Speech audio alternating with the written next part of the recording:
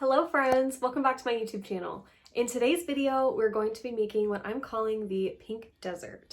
It is a pretty intricate tutorial. There's a lot of steps. There are a lot of different techniques all rolled into this one cup, but I think the final result was definitely worth it. I really love how it turned out. I hope you like this video. If you do, please don't forget to give it a thumbs up and subscribe to our channel for new videos every Tuesday and Friday.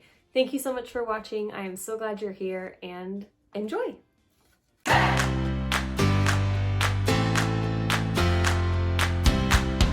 For this design, I'm using a 30 ounce thick from Makerflo. I prepped it, painted it white, and now we're going to lay down our tape for our first set of mountains. This is gonna be our kind of main big set of mountains, so we're gonna place our tape towards the top middle of the cup. Just make sure we leave enough room for our alcohol ink sky that we're gonna add later. I'm also gonna tape off the very bottom rim of the cup, and once I've got our tape down, I'm going to cut our stencil for our mountains using an X-Acto knife. I'm just kind of like freehanding these mountains. If you wanna draw them beforehand, if you're more comfortable, that is totally fine, of course. These mountains are going to be kind of peaks and valleys. We really want them to be a statement part of the design. The bottom rim of the cup, though, we want to keep a little bit more flat with not as intense peaks and valleys. Once we've made our cuts, I'm going to peel back the bottom part of that tape, and then I'm going to tape off the top so that we don't get any spray paint residue up there. And I'm also going to put a couple pieces of tape above that bottom line, just so we don't get too much paint where we don't want it.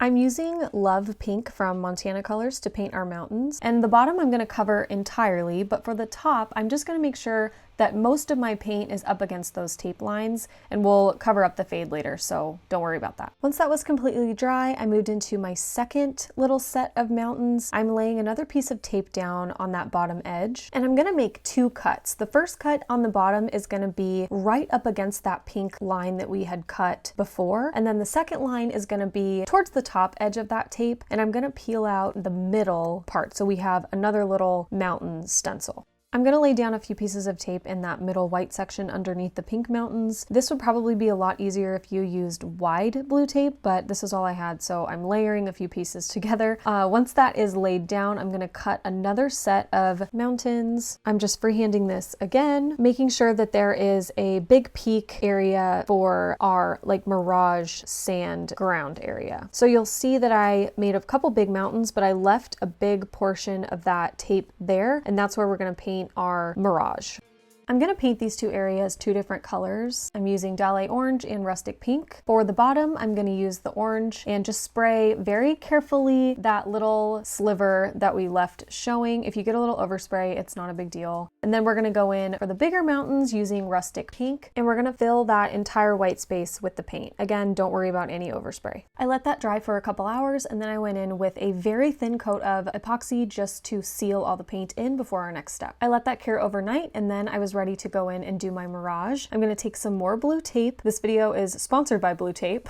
I wish. I'm going to tape off every area basically except for that middle white. I would definitely recommend using blue tape or light green tape, something that you can see through, because we are going to cut up against those paint lines and mountains that we created earlier.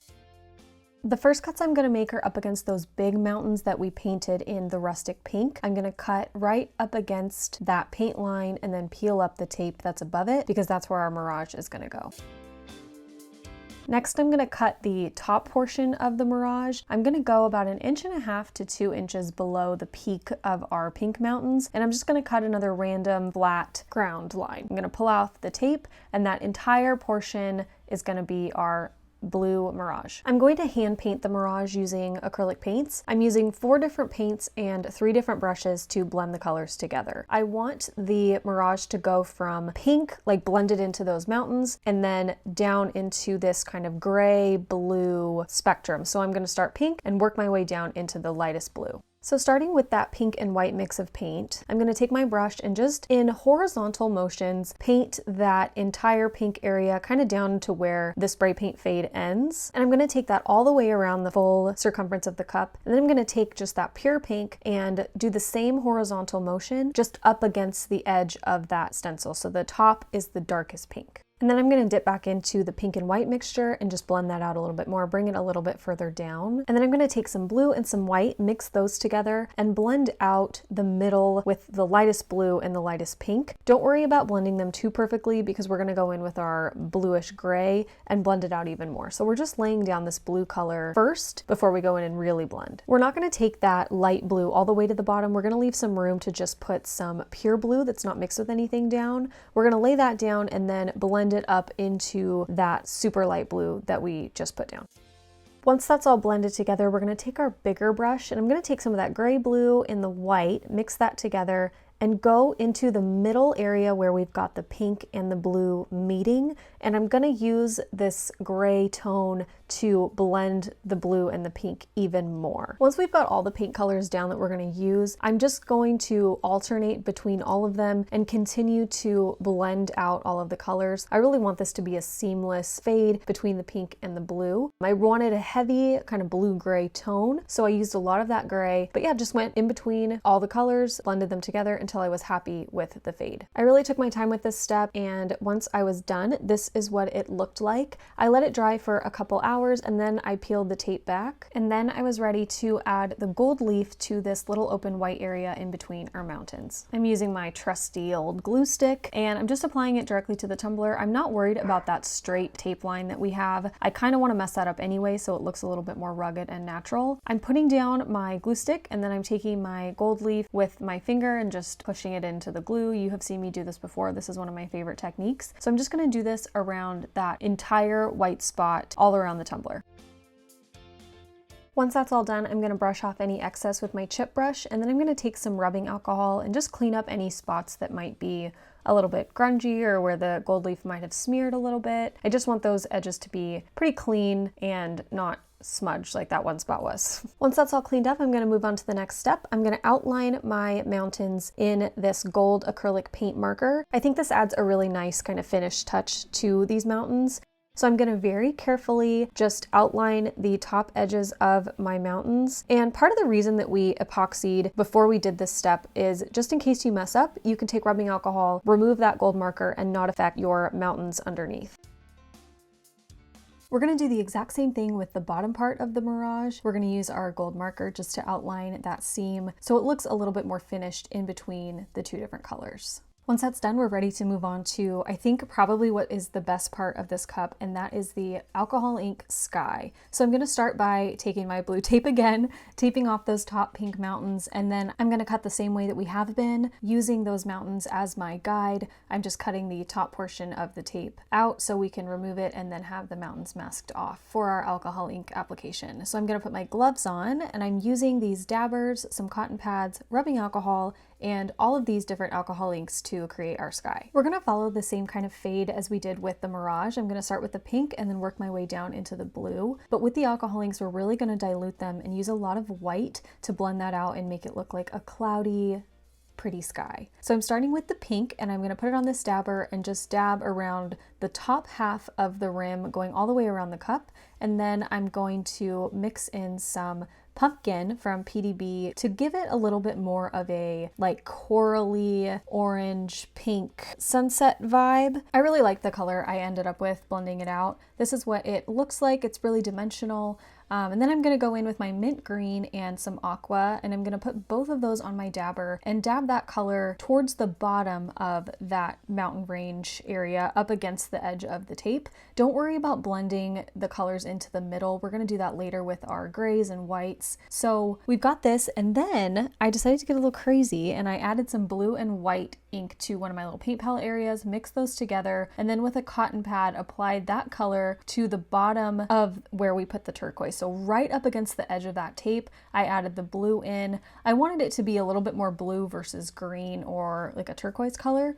So I did that, and then I blended in some aqua on a cotton pad and just kind of diluted that color a little bit just to blend the colors a little bit more. And I also worked in some just straight rubbing alcohol on the same cotton pad to give a little bit of dimension and add a few little cells to just make it look really cool. I really like the effect that this gave. And then I took a plain dabber and I dipped it straight into just the pure alcohol and took it around that middle where the pink and the teal meet to add a few cells, clear out some color so we can go in with our just pure white ink. And then I took another cotton pad and blended that out. So I did this entire process around the whole tumbler, kind of just going in between the pink, the white, the turquoise, layering those colors, blending them out until I got a really cool cloudy effect.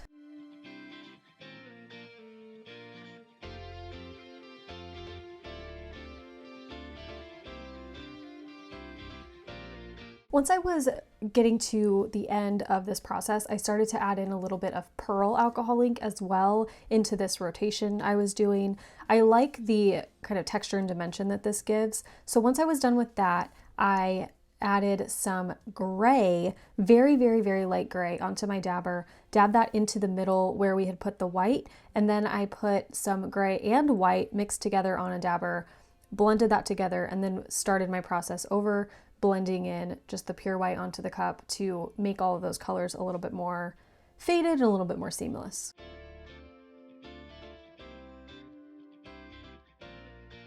This is what our sky looks like all finished. I am absolutely in love with how this turned out. Now that the sky is done, looking at the cup all together, I didn't really like how this bottom had turned out. I tried to do some glitter paint line stuff, so I'm gonna tape it off, cut out my mountain stencil again, kind of how we did in the beginning, and I'm just going to use some pink acrylic paint to cover everything up, start over basically, and then I'm going to glitter it.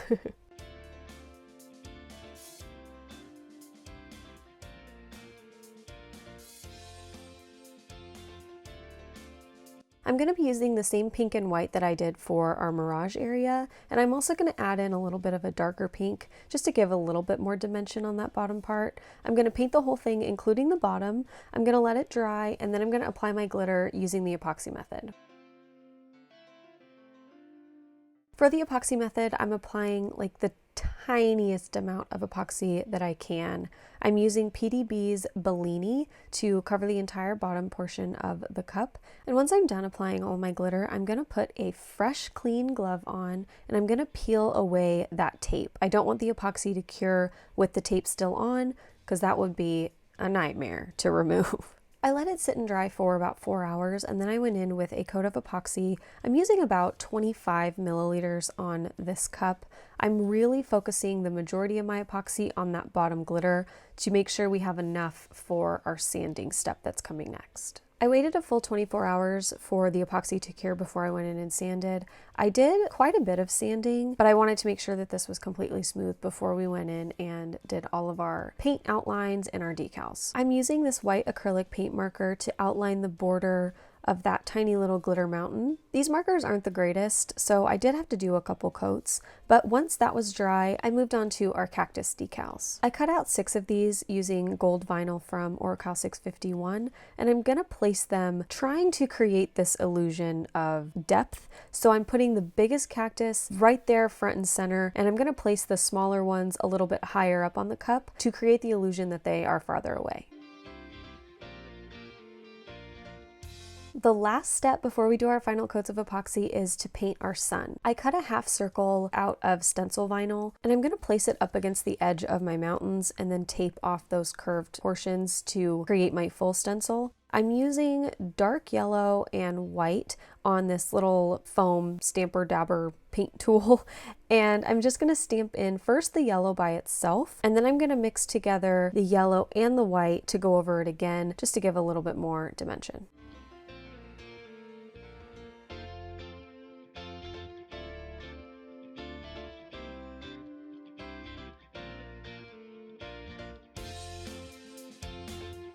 I'm going to immediately pull back my tape and my stencil, let it dry, and then go in with our final coats of epoxy. I did 2 final coats of epoxy, each one about 30 milliliters, let that cure, and we were all done. This design was so much fun to put together, and I really love the final result. If you decide to try this design, I would love to see what you come up with. Please, if you post your pictures, tag us at Made by Manny and Mal. I'd love to see how creative you can get with this concept. Thank you so much for watching, and we'll see you in our next one. Bye!